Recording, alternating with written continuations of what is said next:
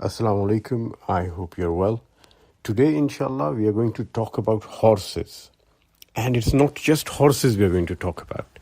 We are going to talk about the legends of man and horse, how man and horse interacted with each other, and the legendary characters, centaurs, half man, half horse.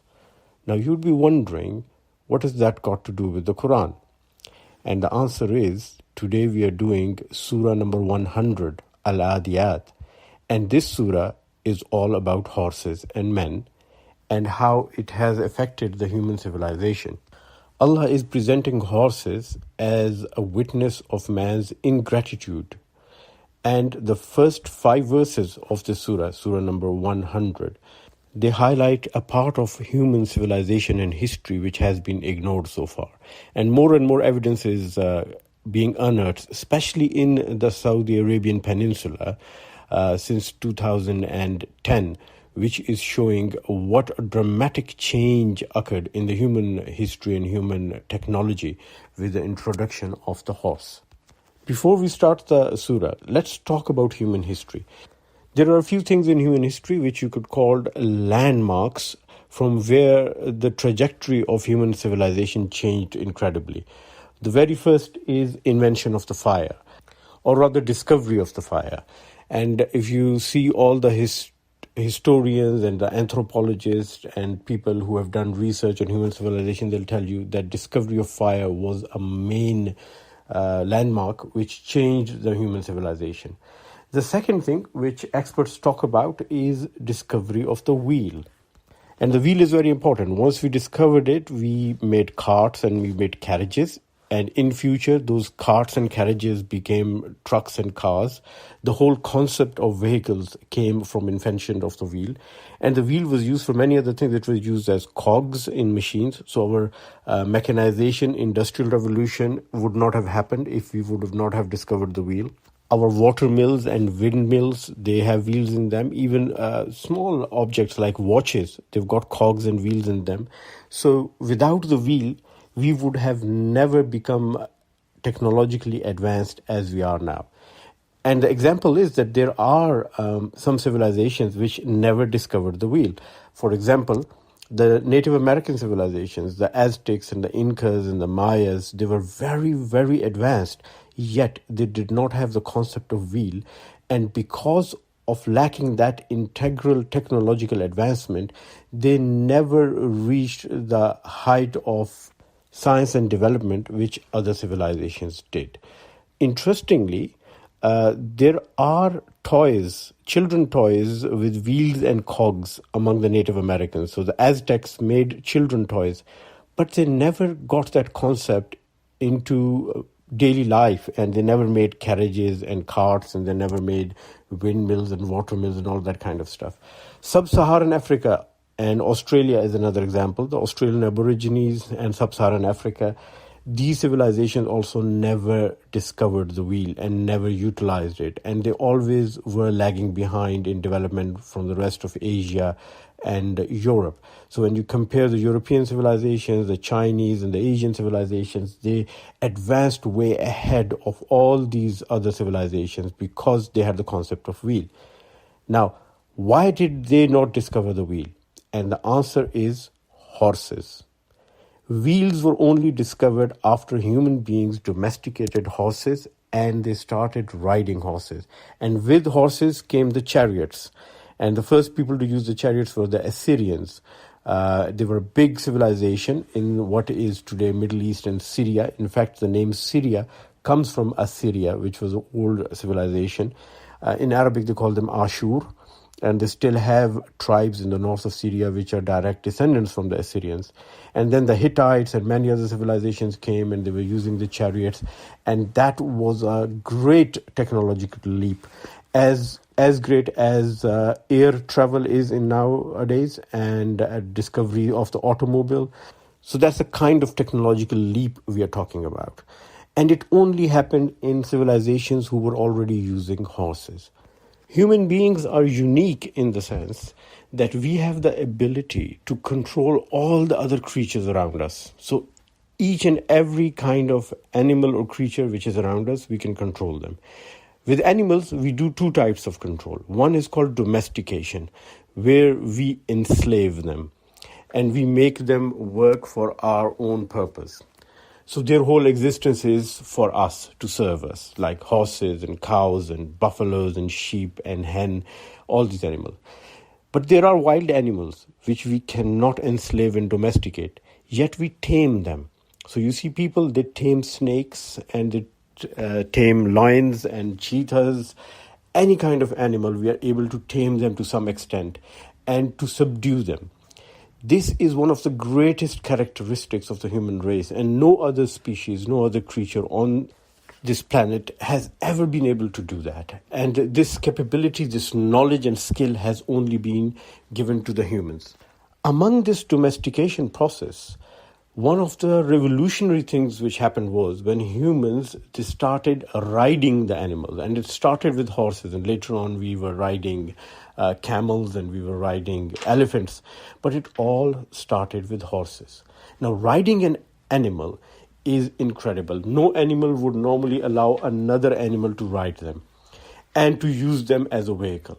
Yet human beings were able to do that, and starting with horses, that were wild creatures. The human-horse interaction goes back tens of thousands of years, but we were hunting horses for food. And then somewhere in the world, some human being domesticated the horse, became friend with them. You became friend with your own food. Horse was food. We were killing them and eating them for protein and meat. Yet someone very cleverly had the idea to befriend them, then subdue them, and then domesticate them, and then ride them. This is a revolutionary concept, unimaginable in the history of Earth. Over hundreds and thousands of millions of years, life has existed. There's never been such subduction of one species by another. And that drastically improved mobility. And from that mobility came technology and the wheel and all the other inventions with it. Where did it happen? Scientists have always thought that this happened in the Eurasian steppes about 6,000 years ago in the areas of Kazakhstan. But something interesting happened more recently. In around 2010, there was an Arab Badu by the name of Mutlaq ibn Gublan in the area of Arabia. It's southwest of Arabia. Area is called Najd, and there is a valley, and this valley is known as Al-Magar. So he, the Bedouin chap Mutlaq, he was digging for a pond. He wanted to make a water pond. They call it a birka in Arabic, to water his camels. And he found 300 different objects dating back to 9,000 years.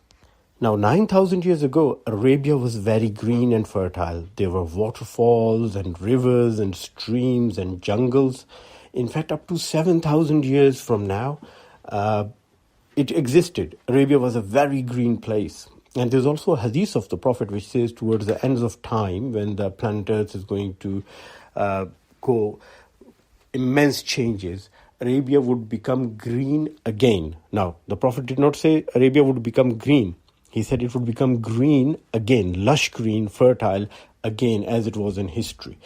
And at that time, 1400 years ago, people were surprised to hear it from the Prophet. They never thought Arabia was ever green. They always thought Arabia was a desert forever. And even 100 years ago, that was a concept. But now archaeological findings are telling us that no, 7,000 years ago, Arabia was a very green place. So 9,000 years old stuff found by Mutlaq ibn Gublan, and among them was a very heavy stone slab. This was 135 kilograms, like 300 pounds heavy, big stone slab. And it had the carving of a horse. And it was buried in the ground upright, like the horse stands. Interesting thing about this carving is that it was not just any horse. This horse had a bridle attached to it. Now, the bridle is the headgear that is used to control the horse. You know those buckled straps and a bit in the mouth of the horse and the reins attached to it? That whole contraption was in this stone figure. They had carved that contraption on the neck and head of the horse, showing that this horse had been domesticated. Nearby, There were some petroglyphs, which is like carving on stone. And that even showed a figure riding a horse. And this is revolutionary. People suddenly realized that 9,000 years from now, 9,000 years ago, it was the Arabs who had first time domesticated the horse. And Surah Al-ADIYAT reminds the Arabs about that whole story, what happened when they had for the first time domesticated the horse and how they exploited this leap in technology. And inshallah, we'll talk in the next 5 ayat what happened when humans had domesticated the horse. But before we talk about Quran's version, let's talk about the non-Quran historical version. So what happened when humans first domesticated the horse? They started riding the horse and they came across other humans who did not know about it. So most recent example is when the Spanish, they conquered America, South America and Central America, especially the area of Mexico. The Native Americans had no concept about horses. Horses were introduced by the Spaniards into Americas. The Mustangs, they actually brought them from Spain, and the Spanish had those Mustangs from the Arabs. So basically the Mustang of America, it is not a native horse. It's a horse brought over from Andalusia, and it is a direct relative of the Arabian horse. The species or subspecies we call Arabian horse is very different from the North European horse. And that horse was introduced by the Spaniards. When the Aztec Native Americans saw the Spaniards riding the horse, they thought that the Spanish conquistadors and the cavalrymen, they were half human, half horse. When you see them from far away, you cannot tell the difference when you see the silhouette. And they also thought maybe it was a combined animal which sometimes split into two. The man would come off and then go back and become part of the horse. It was a crazy concept for them. They'd never seen a horse before, and they'd never seen a man riding a horse before. In ancient history, the same thing happened. When the first time the Greeks came across horse-riding invaders and attackers, they thought they were half human, half horse, and they gave them a name known as Centaur. Actually, in Greek language, they call them Centaurs. Now, Centaurus is a combination of two words, Ken and Taurus. Taurus means bull, and Ken means piercing the bull, like killing the bull. So you could say they were bull slayers. Now, it's very difficult to hunt a bull, but if you're riding a horse and you've got a bow and an arrow, or you've got a spear or a sword, you can easily hunt big prey. You can hunt bulls and buffaloes. Like in America, the whole population of buffaloes was exterminated by horse-riding Europeans. So when the Greek first saw these horse-riding people, they saw them hunting bulls and big animals, and they called them Centaurus. And later on, these people, they also started invading and attacking the Greeks. And the legends came of centaurs being very aggressive creatures, half man, half horse. They've got a bow and an arrow, and they're shooting at people and attacking them. Similar thing happened in Russia. When the Russians first saw the horse riders, again, they couldn't make up what they were. Because these riders, they would come early in the morning with the sun behind them. So the silhouette would be like half man, half horse. People would get scared. Then they would ride straight into the center of settlements, kill people, rob, take away the animals, take herds of animals and bulls away. And a lot of dust would be flying, and in that dust you would be confused, and people were so scared they wouldn't even retaliate, they wouldn't even attack back at them, thinking they were godlike creatures. In Russia, when this happened, they called them Polkan, half man, half horse. In India, the Indus Valley civilization, they were also shocked by these horse riders when they first saw them. So whenever the technology of horse riding went to any human tribe, they exploited it to empower the other tribes and to scare them and steal from them. So in the Indus River civilization, ancient cities which are like 4,000 to 5,000 years ago, you see these engravings and pictures made on stone seals and earthen seals of half man, half horse creatures. And they look like centaurs. And there are other people fighting with each other, and these centaurs are also present there. Either they're attacking or they're just seeing those fights or participating in them. In Mahabharata, which is a very old religious text of the Hindus, there's mention of a whole kingdom known as Kinara kingdom in the Himalayas. And the Kinara men were half man and half horse, and Kinara women, called Kinari, they were also like that. They were half horse and half woman. And they were vicious fighters, and they had bows and arrows, and they had swords and spears, and they used to attack. Later on, the Indians realized that these were not really half man and half horse. They were actually people riding horses. So the concept of Kinara and Kinari, the centaur female-male version, that changed to include a bit of a bird in it. So it became a man-horse bird. And finally, half man, half bird. So the whole thing was revised in the later text when people realized that riding a horse was a combination of two different species, man-horse interaction rather than half man, half horse. But even now, if you go back to the ancient text of Mahabharata and you look at the Kinara kingdom, you will find stories of half man, half horse creatures. And there's another place you will find these interesting Kinara or Kinari creatures.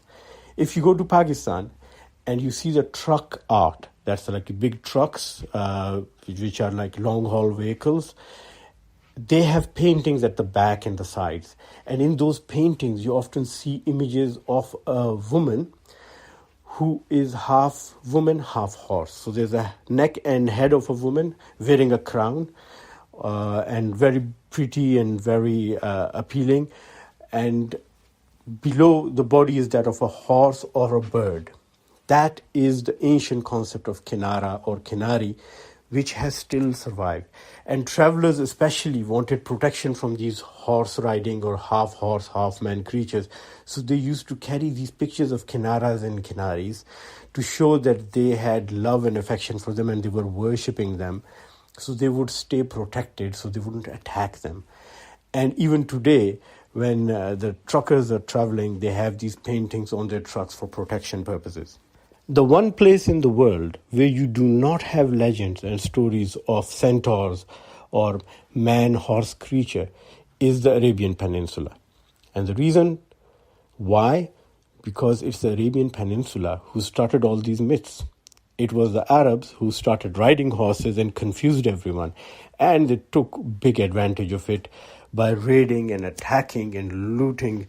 And other civilizations, Central Asians, the people in the Himalayan kingdoms, when they got the same technology from the Arabs, they also exploited it in the same way. So we've talked about the historical and the scientific archaeological perspective of it.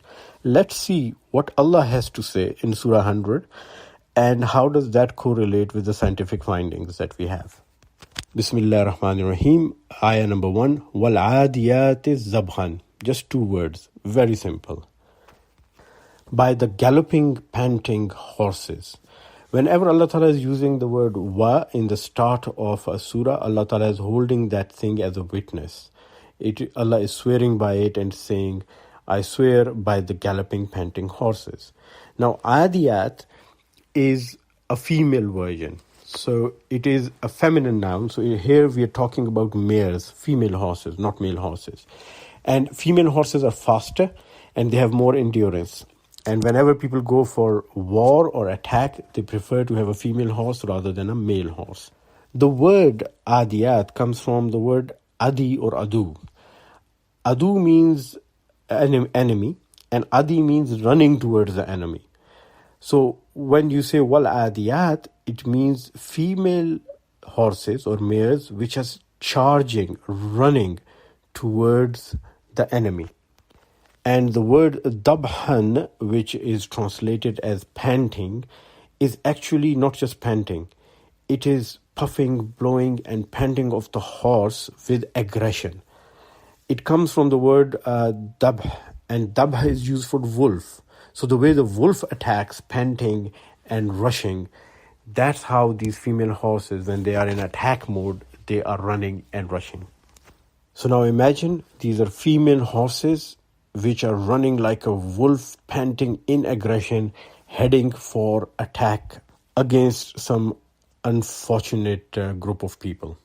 The second ayah says, فَالْمُورِيَاتِ قَدْحًا, striking sparks of fire.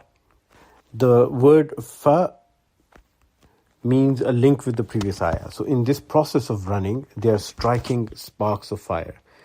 Muriyat is to start a fire by striking two objects like stones, flint stones, or maybe dry branches. If you strike them against each other and create sparks and fire, that is known as muriyat. And when the horses are running, they have these metal horseshoes under their feet. And those metal horseshoes, when they strike on stone and they strike on dry surface, they can give out sparks. Especially in the night, you can see them far off. They're running on a hard surface and you can see these sparks flying out from their feet.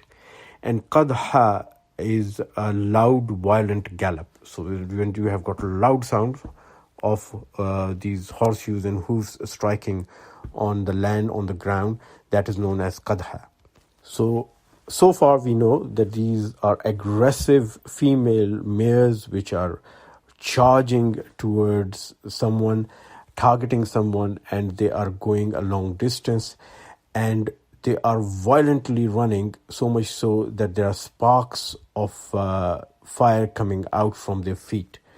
And the third ayah says, فَالْمُغِيرَاتِ صُبْحًا, launching raids at dawn.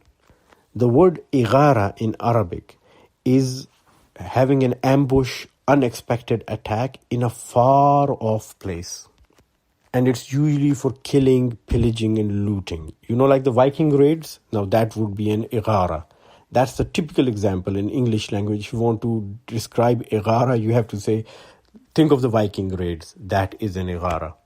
So what Vikings were doing from far off, coming in ships, the Arabs were doing on horses. And the word subha is used here, which means they are attacking early in the morning. Why? Because early morning, you've got the sun behind you, and when the enemy sees you, they're confused. Remember, we said that historians have stated that people who were riding horses, they used to go to far off lands, to people who have never seen a man riding a horse before. And they used to confuse them. And when they used to stand with the sun behind them, they would appear as centaurs, half man, half horse. Now, what is the next thing to do? In ayah number 4, فَأَثَرْنَا بِهِ نَقْعًا, stirring up clouds of dust or raising the dust in clouds. فَأَثَرْنَا means again linking with the previous process. It's all one continuum that God is describing. Asarna means to cause. Naqaha means dust, but naqaha also means confusion. The kind of confusion where people are shouting and their loud voices and cries. So, فَأَثَرْنَا بِهِ نَقْعًا would mean that with this process of riding horses, they are creating a dust cloud and causing confusion. People are bewildered, perplexed, astonished, and there's a lot of shouting from the horse riders and from the people who are being attacked. And the fifth ayah, very important, فَوَسَطْنَا بِهِ جَمْعًا, and penetrating to the center of the gathering. Normally, when somebody raids or attacks, they try to do it from far away, attack the enemy and go back.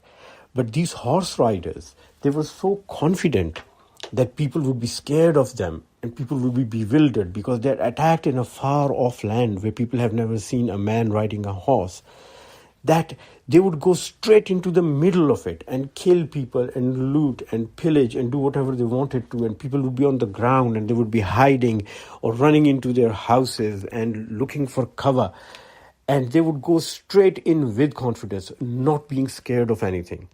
And ayah number 6, it summarizes it all. Innal insana li rabbihi lakanud.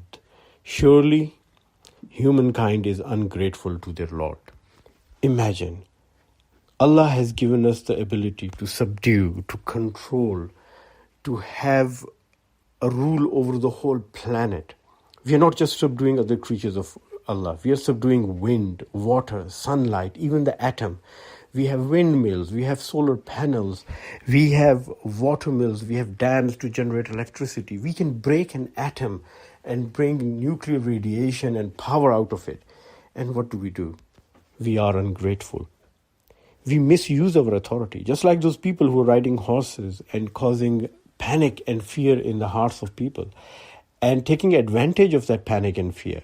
What the Spanish conquistadors did to the Native Americans, the Aztecs and other Native Americans, what the horse-riding Arabs did to their neighboring nations, what those riders from the steppes they did to the Greeks and to the Indians. And they exploited them and killed them and subdued them and ruled them and created a fear. The powerful overpowering and exploiting the powerless. That's not the purpose of power that Allah gave to us. It was for our benefit. It was for mutual benefit, and it was for the benefit of all the creatures, not to be exploited. But the sad fact is, Innal insana li rabbihi lakanud. Surely humankind is ungrateful to their Lord. Kanud also means to be disloyal and to be cut off and exceedingly ungrateful. And the word used here is Rabb. Like humans are the Lord of the animals and creatures they control, God is our Lord. Yet we rebel against Him, we are ungrateful to Him, we are not loyal to Him. And the creatures that we rule, God has given us the power to rule them and become their Lord. They are exceedingly humble and grateful to us. And we misuse them and we abuse them. And with their power, we abuse other creatures from our species and from many other species. And the 7th ayah is even more interesting. وَإِنَّهُ عَلَى ذَلِكَ لَشَهِيدٌ. And surely He Himself bears witness to it. So mankind, humans, themselves are a witness to it. And the word used here is shaheed, not shahid. Shahid means to bear witness, but shaheed means to be a constant witness, to be a non-stop, perpetual witness. So Allah is saying that as we go along with our misdeeds and we go along with our exploitation of people and power, we ourselves are witnessing it, and we are a witness on the day of judgment against ourselves. So what deeds we have done, how we have manipulated our power and how we have made other people suffer, we are a witness to it. And that suffering is a continuous evidence against us. On the day of judgment, when our records are presented, that is going to bear witness for all the actions we've done and all the wrongs we have done. But why do we do that? And ayah number 8 explains the thought process, the concept that we have in our mind which makes us do it. وَإِنَّهُ لَهُبِّ الْخَيْرِ لَشَدِيدٌ. And surely humankind is violent in their love for worldly wealth.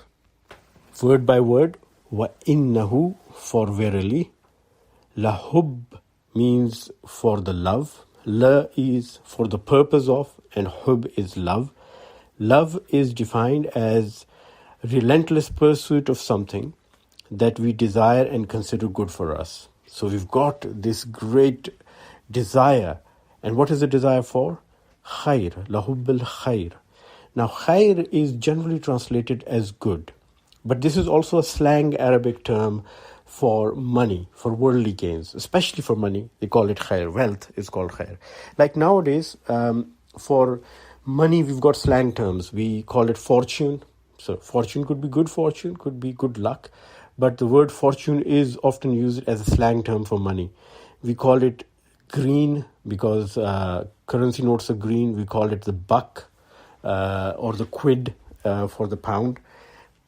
And there are also other weird words like kaching. So all of these, they convey the thought of wealth and money. And in Arabic language, one of the slang words was khair, which means fortune, good.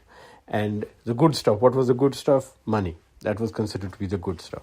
But I think this ayah is also telling us that it's not just money, but for any good, any benefit, we are exceedingly, violently pursuing it. And we'll go to extreme measures to get what is in our benefit, even at the cost of other people's happiness, wealth, or life. We'll deprive other people even of their basic needs and amenities, of the food they need to survive, just to accumulate more for ourselves. وَإِنَّهُ لَحُبِّ الْخَيْرِ لَشَدِيدٌ. We are very violent. We are extremists when it comes to looking after number one, that is yourself. When looking after your own personal gains, we don't care about the other people. Neither other human beings nor other creatures in this planet, not even the whole planet. We are willing to destroy the whole planet we're living on just for a few days of pleasure and a few days of hedonistic indulgence. And we don't care what the future would be for ourselves or our future generations. We are not concerned about it. And then Allah reminds us, أَفَلَا يَعْلَمُوا إِذَا بُؤْثِرَ مَا فِي الْقُبُورِ. Do they not know that when the contents of the graves will be spilled out? أَفَلَا يَعْلَمُوا. Do they not know? إِذَا, when. بُؤْثِرَ means to spill out, to empty something out, like pour out, like you pour water out of a jug. That is بُؤْثِرَ. مَا فِي الْقُبُورِ. مَا means whatever, and kubur is the graves. So whatever is in the graves, whether it's bodies or it's wealth buried with them. In ancient time, people even used to get buried with their wealth. I mean, if you come across any graves of the Scythian tribe in Central Asia, even in north of Afghanistan, because they rule a lot of these areas and invaded all the way down to India, you will find that in their ancient graves, they had their gold ornaments and wealth buried with them. The weapons were buried with them. Some people even got buried with their horses. They liked them so much that they got buried with the horses. And we all know about the pharaohs, how they were buried with immense amount of treasures. But Allah says all of them are going to be emptied. They are going to be poured out. Whatever is in the graves, whatever we take with us to our graves, whether it is our bodies only, which is most of the time, or any worldly gains that we had and we want to store them with us, they're all going to come out of the graves on the Day of Judgment. وَحُصِّلَ مَا فِي الصُّدُورِ. And all that is hidden in man's heart will be made known. The word hussila comes from the word tahsil, which means peeling off, to take away the skin and reveal what's inside. So when you have a fruit and you peel it off, like an orange or a banana, you take the peel off, you find what's inside. Similarly, if you have walnuts and you take away the shell, crack the shell, you reach the nut which is inside. So Allah is saying that on the Day of Judgment, whatever we've been hiding in our hearts, whatever excuses we had, whatever the real intentions were, they will all be made manifest. They will all come to clear. We'll find out exactly what we were doing, why we were doing, what was our motive behind it. Inna rabbahum bihim yawma izin lakhabir. The very last ayah. That on that day, their Lord will show that He was always fully aware of them. Inna means surely, without a doubt. Rabbahum means their Lord. Behim means regards to them. In fact, especially in regards to them. Yawma izin, on that day. Lakhabir, being fully aware of them. Khabra means knowledge which comes from experience, and this refers to present and past knowledge only. And it's something which is expected. Now, Allah has all knowledge of what we are doing or what we are planning to do or what we are able to do in the future. But on that day, we will become aware that Allah is aware and has been always aware of everything which happened in the past and the present. And He's got all the information there. And then we will be held accountable. So Surah number 100, Al-ADIYAT, this is not just a simple surah. It's not just talking about horses only. It talks about horses, but also about the control, the unparalleled, unique control that Allah has given to human beings over all the planet, and how we misuse and abuse those powers that have been bestowed upon us, and how we are going to be held accountable for them one day. May Allah keep us on the right track and not make us exploit other people who are powerless or less powerful than us. And may Allah bestow His power upon us and make us use it sensibly and judicially, the way it's meant to be, for the welfare of not only ourselves, but all other creatures, including human beings and the whole planet. The references used for this study session, they go back from the very original ones from Al-Tabari from the 9th century, Al-Kashaf by Zamakhshari, Tafsir al-Kabir, Al-Qurtubi. Then the Middle Age ones, where is Tafsir ibn Kathir, Ruh al-Ma'ani by Muhammad al-Lusi, and then Mahmud Pickthall's translation of the Quran. More recent one, Tahim al-Quran by Maududi. Muhammad Asad, very good translation of the Quran. You might not agree with the tafsir, but a very good translation. And then the more recent ones, like the one from Al-Azhar University and some of the Muslim Pakistani scholars. The dictionaries consulted, two of the main dictionaries are consulted for the study: Lisan al-Arab, which is from the 13th century, and Taj al-Arus min Jawahir al-Kamus, which is more recent, 18th century-ish. Not very recent, but still recent enough. A special thank you for everyone who made this effort possible, especially our IT team. Last but not the least, a big thank you and special prayers for the person who started this Dawa effort with me but prefers to stay anonymous at present. Please remember us all in your prayers. May Allah reward everyone who's involved in this Dawa effort, especially the people who are watching it and listening to it. May Allah reward them in this life and the hereafter. Ameen summa ameen.